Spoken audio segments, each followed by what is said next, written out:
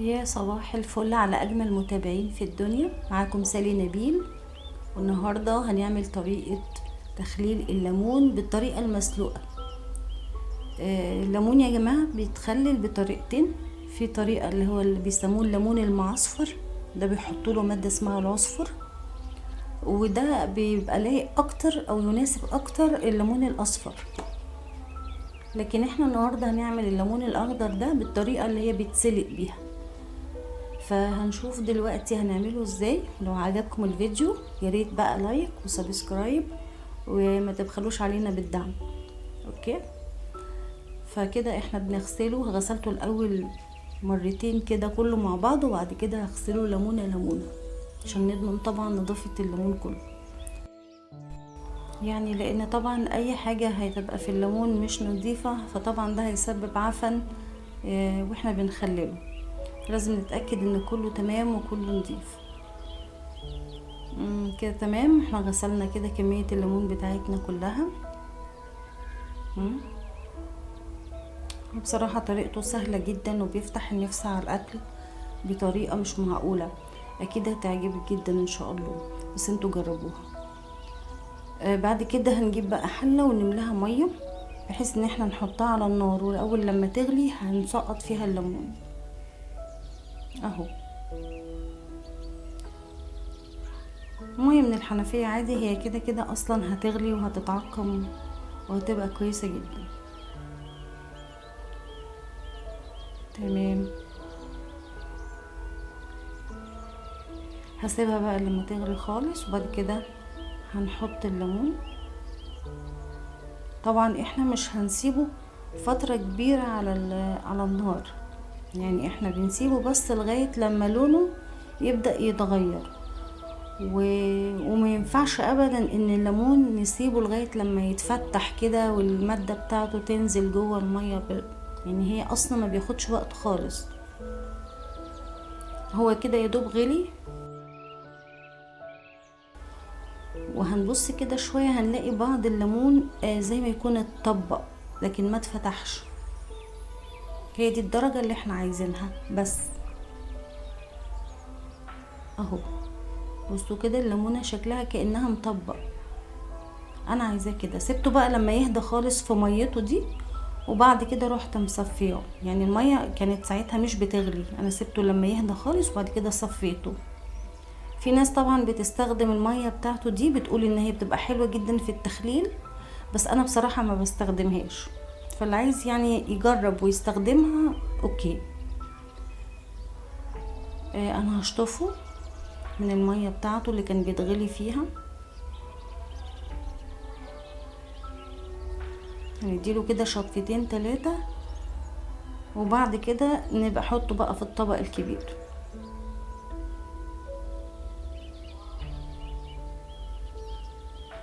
المية اللي احنا غليناه فيها دي ما فيهاش اي حاجة ولا ملح ولا اي حاجة، هي بس مية بتغلي وسقطناه فيها. لونه اتغير، حسينا ان بعض الليمون بدأ يتطبق، خلاص كده طفينا عليه وسيبنا المية تهدى وصفيناه.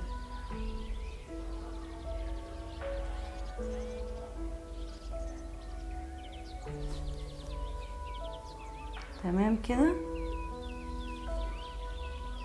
ده بقى الطبق الكبير اللي انا هحط فيه الليمون بمية نظيفة من الحنفية، وهسيبه لمدة 3 ل4 ايام. وكل يوم هغير عليه المية مرة او 2. مية عادية جدا كل مرة من الحنفية، مش هعمل اي حاجة. هحطه في التلاجة لمدة 3 ل4 ايام، وكل يوم اطلعه اغير عليه المية مرة او 2 في اليوم.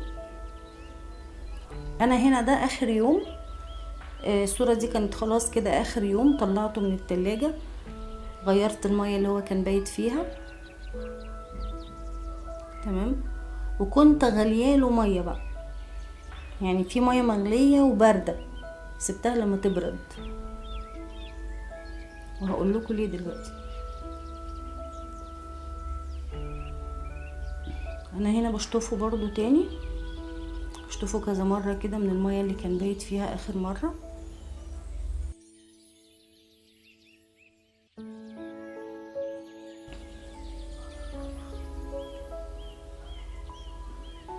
تمام كده بقى هبدأ اعبيه في البرطمان.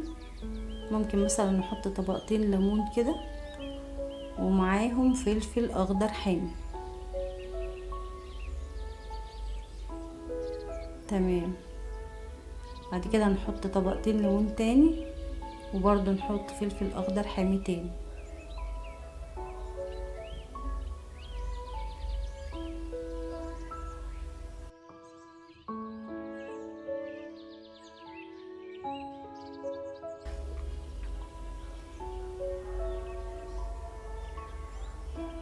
حطيت هنا الفلفل. انا متبقي معايا شوية ليمون وهشوف لهم حاجة صغيرة برضو واخلي لهم فيها. تمام هنا بقى انا جبت شفشق كده، حطيت فيه لتر من المية اللي انا غلياها ومبرداها، يعني ده كده لتر. اللتر هياخد 4 معالق ملح، ولازم المية تكون مغلية وباردة، يبقى احنا كده عقمناها اهو. هعد 1 2 3 4 معالق ملح لكل لتر. لو ما عندكيش حاجة مدرجة انك تعرفي اللتر قد ايه، يعني ممكن تستخدمي مثلا شفشق الخلاط، تاخدي لتر مية وعليه 4 معالق. انا هنا المية طبعا حطيتها في البرطمان وما كفتش، فجبت لتر تاني، وبرضه هحط له 4 معالق ملح عشان اكمل مية البرطمان.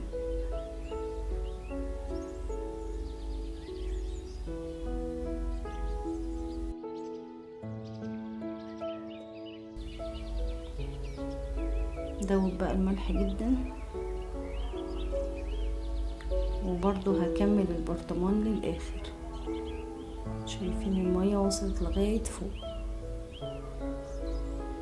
اخر حاجة ان انا بحط بتاع ربع كوباية صغيرة من الخل،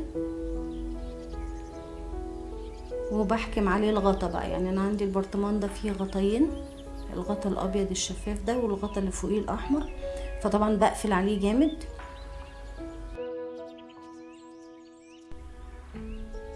كده تمام. وعندي شوية الليمون بقى المتبقيين هحطهم في حاجة صغيرة برضو مع المية وملح وفلفل، وغطيهم برضو كويس. وكده يا جماعة اسبوع وناكل من احلى ليمون في الدنيا، بألف هنا وشفا لكل اللي هيجرب الوصفة.